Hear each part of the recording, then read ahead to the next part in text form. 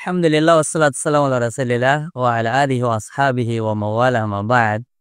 Allah Subhanahu wa taala berfirman di dalam Quran surah Al-Maidah ayat yang ke-6. Ya ayyuhalladzina amanu idza qumtum ilas shalah faghsilu wujuhakum wa aydiyakum ilal marafiq wamsahu bi ru'usikum wa arjulakum ilal ka'bain. Ayat ini menerangkan tentang masalah kaifiyah wudu, yang di situ terdapat dua cara. Yang pertama adalah ghusl dan yang kedua adalah masah. Fal ghusl, qala ahlul ilmi, arti daripada al-ghusl diterangkan oleh para ulama fikih adalah isalatul ma, mengalirkan air, ajriyanul ma, yaitu menjadikan air-air itu mengalir ke anggota tubuh wudu kita. Dan yang masuk ke dalam anggota tubuh al-ghusl itu adalah pertama wajah, tanpa al-madmadah wal-istinsyaq wal-istinsar. Ketika kita membasuh muka tanpa dengan kumur-kumur dan memasukkan air ke dalam hidung. Dan ini kita lakukan dalam keadaan betul-betul darurat, tidak memungkinkan bisa wudhu dengan sempurna karena air yang sangat sedikit. Kemudian tempatnya juga tidak memungkinkan seperti teman-teman sedang bertawaf, melaksanakan tawaf di sekitar Ka'bah.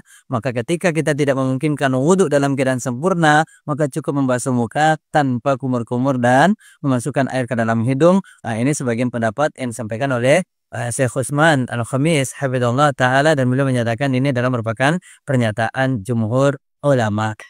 Kemudian yang kedua adalah tangan dari ujung jari sampai ke siku. Kemudian yang ketiga yang termaksud daripada al-ghusl, mengalirkan air, atau dalam bahasa yang sering kita sebut adalah membasuh, yaitu adalah yang ketiga kaki, dari ujung kaki sampai ke mata kaki. Kemudian yang kedua pembahasan al-mashu, yaitu mengusap. Al-mashu yaitu adalah mengusap, dan satu anggota tubuh yang bagian daripada mengusap yaitu adalah kepala, kemudian diikuti dengan telinga, ya, kepala diikuti dengan telinga. Nah, apa perbedaan al-ghusl dengan al-masah? Kalau al-ghusl mengalirkan air, betul-betul airnya itu mengalir dengan jumlah yang banyak. Tapi kalau al-masah tidak, cukup dengan beberapa sisa-sisa air yang ada di tangan kita, kemudian kita usap ke atas kepala kita, kemudian dilanjutkan lagi dengan telinga. Maka ini masuk ke dalam kategori al-masah.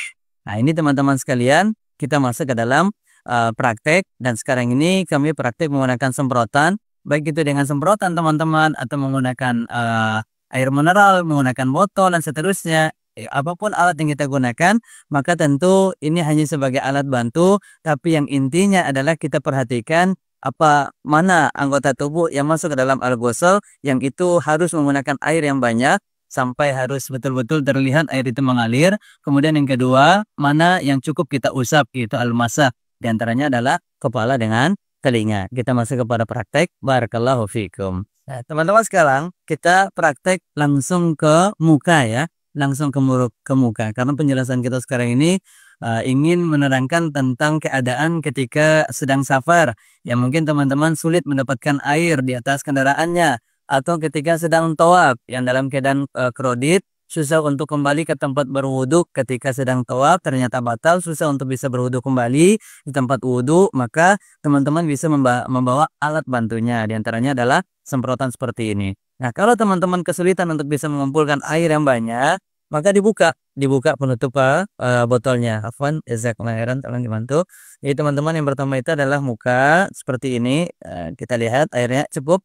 Ya, ini airnya dirasa sudah banyak dan bisa mengalir. Artinya teman-teman betul-betul dipastikan kalau airnya betul banyak dan bisa mengalir ketika dibasuh ke muka, maka itu namanya ghusl dan sudah memenuhi syarat sah wudu. Ya, seperti ini ya. Ya, teman-teman sekalian, ya, ini adalah praktik daripada ghusl dari anggota yang pertama, yaitu wajah. Nah, kalau dalam keadaan teman-teman sulit untuk mendapatkan air, cukup sekali saja, karena itu sudah masuk dalam syarat sah wudu. Adapun kalau memang airnya banyak, bisa dibasuh sebanyak 2 kali dan 3 kali, itu masuk di dalam perkara sunnah. Kemudian selanjutnya tangan, kita lihat tangan seperti ini. Ya, lanjut. Nah, tambah lagi. Artinya teman-teman betul-betul dipastikan banyak airnya, ya. Kalau memang ternyata airnya sudah banyak dan kalau dialirkan ke tangan itu bisa mengalir dan menetes, maka ini namanya ghusl. Tapi kalau ternyata dia dialirkan kemudian tidak mengalir dan tidak menetes, itu namanya al-masah. Berarti volume airnya belum banyak, belum terpenuhi syarat sah di dalam ghusl. Nah, ini teman-teman ya. Ini untuk sekali tangan kanannya. Ya, begitupun juga dengan tangan kirinya. Artinya betul-betul dikumpulkan banyak air, kemudian dialirkan ya seperti ini. Ya, seperti ini ya, teman-teman. Artinya terlihat air itu mengalir, ada tetesan air, maka itu namanya ghusl. Tapi kalau airnya tidak mengalir, diusap kemudian habis, maka itu namanya al-masah dan belum memenuhi syarat sah di dalam ghusl. Begitupun juga kaki. Nah, sekarang permasalahannya, kalau teman-teman di atas kendaraan menggunakan kaos kaki, kemudian sebelum menggunakan kaos kaki sudah berwudu, tapi qadarullah batal lagi, maka tidak perlu ditanggalkan kaos kakinya, cukup ada air yang ada di tangan kita ini, yang sisa air yang basah, diusapkan bagian atas sepatunya atau di batas kaos kakinya, karena ini bagian daripada rukhsah.